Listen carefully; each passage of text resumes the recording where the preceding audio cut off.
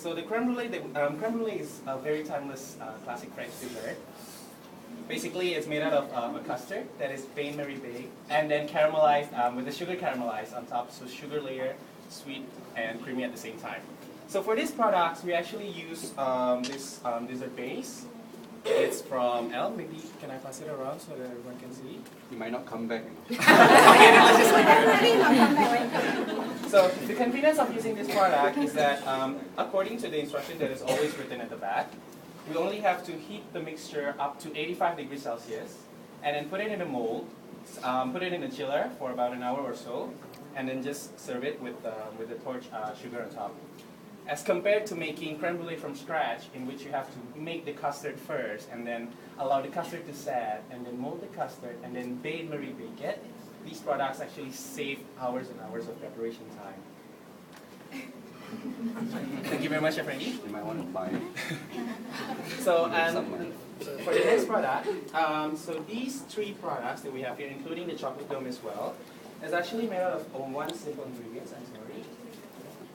It is the premix product from Valrhona. It's called the M&S, the mousse and souffle. The convenience of using this product is just we have to heat it up until about 60 degrees Celsius, and then mix it with either whipped cream or if you need to make a ganache, just mix it with some hot milk as well. So for these cakes, we use the premix sponge cakes, which you only need to add some butter, eggs, and water to it, and then mix the dry ingredients with the wet ingredients together. And then instead of worrying about, the sponge would get less aeration and everything, these premixes actually comes with a little bit of stabilizers, so the products will eventually get even fluffier than while you make it from scratch.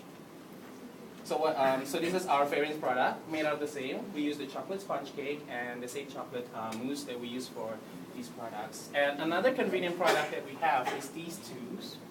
If you can see that it's actually served in a cup, and it's not just an ordinary cup, it is actually a chocolate cup. It comes from one of our school partner, Valrhona.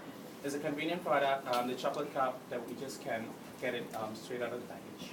So we filled up with the mousse and decorated with some chocolate pearls and also some cocoa powders as well. So, so for these two products, actually for the mousse and the creme brulees, it saves lots and lots of times of preparations of using the premix. Of course, the flavor will also be consistent throughout all the products as well. I will pass it on to my classmates for our next products. Good afternoon, class. Good afternoon, ladies and gentlemen. I'm Kok Sewe from dipb 005. Today I'll present on pancakes, waffles, and the two chocolate products we have here, chocolate lava cake as well as souffle. First, I'll explain about pancakes. It's made using a pancake mix mixed with milk. The batter will be slightly thickish in consistency. We grease a frying pan with a bit of butter or oil, you can use oil as well, and ladle the batter onto the frying pan to cook. So you know when it's time to flip when the top layer has a lot of bubbles, as well as the outer edges will harden a little bit. Then you can slide your spatula around the edges and then flip it. Of course, if you have a non-stick pan, you can just flip it in the air. Waffles made from the same batter, except that it's cooked in a waffle iron. So you have to grease the waffle iron with a bit of melted butter as well. Then you close the waffle iron and allow the batter to cook. I think you check after about 2 minutes so that it doesn't burn. Okay, our two chocolate products are from Valrhona. We use the same mix, the mix mentioned earlier by Adit, the mousse and souffle mix.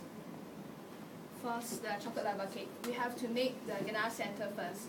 We mix a bit of hot milk, boiling milk, together with the mix that's been melted to a temperature of 60 degrees. Mix it well, and then we pipe it into silicone molds and then place in a blast chiller for it to harden. For the cake base, we use the same chocolate mix, melted at 60 degrees as well, and temper it with egg yolks. And then in a separate bowl, we whip egg whites with sugar until it forms a soft peak meringue. And then you could mix the egg whites into the chocolate mixture, fold it in properly, and then we put the mixture in a piping bag, pipe it in a ring mold that's lined with aluminum foil at the bottom as well as grease. So we pipe the mixture halfway up the mold, and then we put our frozen ganache into the center of the mold. So it's very important to put it in the center, because if it touches the ring, and when you unmold it, the ganache will leak out and it will spoil the surprise. So we cover up the ganache with more batter, and then we bake it in the oven for about 10 minutes at 170 degrees. Okay, for our souffle, as you can see, it's deflated a little. I think it's because it's afraid of large crowds and noise. Anyway, it's very easy. Same mix, and egg whites as well. Egg whites mixed with sugar to soft peak meringue. Fold it into the mixture, the chocolate mixture, and then place in traditionally it's baked in ramekins, like the one here. We use teacups as well. The ramekins are coated with butter and sugar. You have to make sure that it's an even amount of butter and sugar so that the souffle will rise evenly. So this souffle mix is piped into the, you can pour, just be careful, into the ramekin and then bake in the oven. It should be served immediately, if not, this is what happens. Yes, so I'll pass it now to Beatrice to tell you about food tarts and cookies. Okay, good afternoon ladies and gentlemen, I'm Beatrice Wee from WSQ dipb 005. And what I'm going to show you today are cookies and fruit tarts. These cookies are made from two kinds of premixes. We have oatmeal and cornmeal. So for this, the cookie premix actually has ingredients of flour, cornmeal, oatmeal, sugar, baking powder, milk powder, and even flavoring. So since the bulk of the ingredients is already in the premix, all we have to do is have the addition of butter, and then you knead it into a dough, and then you can make your cookies. So we use different kind of portioning methods to make the cookies. For the cornmeal cookies here, we portion it using our hands, and then we just flatten it on a tray and shape it with our hands. And for this one, the oatmeal cookies, we actually roll it into a long log, and then we freeze it in the freezer, and we slice it to make these round shapes. Right, so for the cookies, they are not only convenient and easy to use, they generally taste quite nice. And as you can see here, there are different variations we can use to present the cookies. For this one, we roll the cookies in cocoa nibs, and also you can roll it in sugar or you can have it plain. And for this, we topped it off with almond slices, sliced orange, candied sliced orange, and also glazed cherries.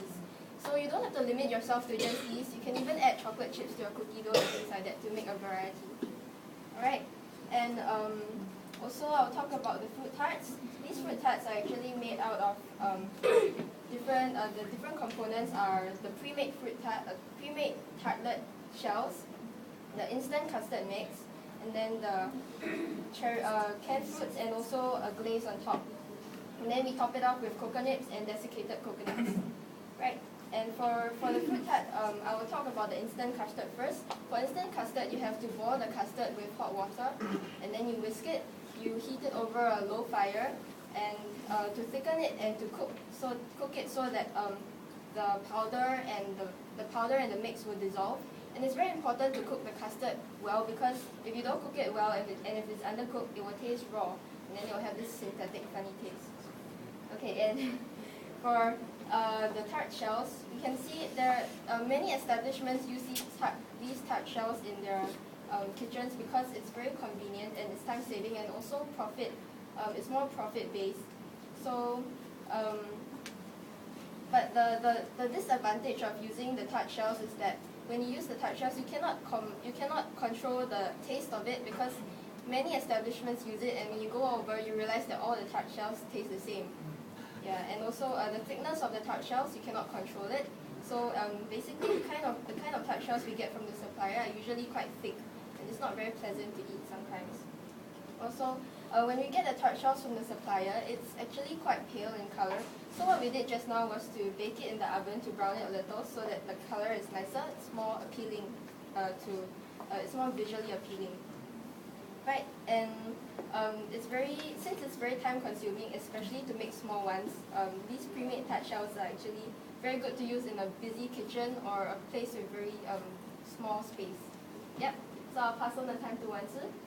Okay, hi, good afternoon. My name is Teo Wanzi from the same class. I'll be introducing to you the last three items here, which is muffin, scone, and as well as the rye bread. So first off, talking about muffin, right? This muffin are made from the premix as well. The additional ingredient that you will need for this muffin, water, egg, as well as melted butter. So it is like how you make a normal muffin from a normal muffin recipe, dry ingredients one side and wet ingredients one side, and then you mix them together and you bake it. And then you put it into muffin cups. And then, okay, moving on to scone, right? Scones is basically biscuit-like quick bread as well. They are believed to have originated from Scotland. It is actually best served warm with some jam and as well as clotted cream. And it is also served during like high tea, high tea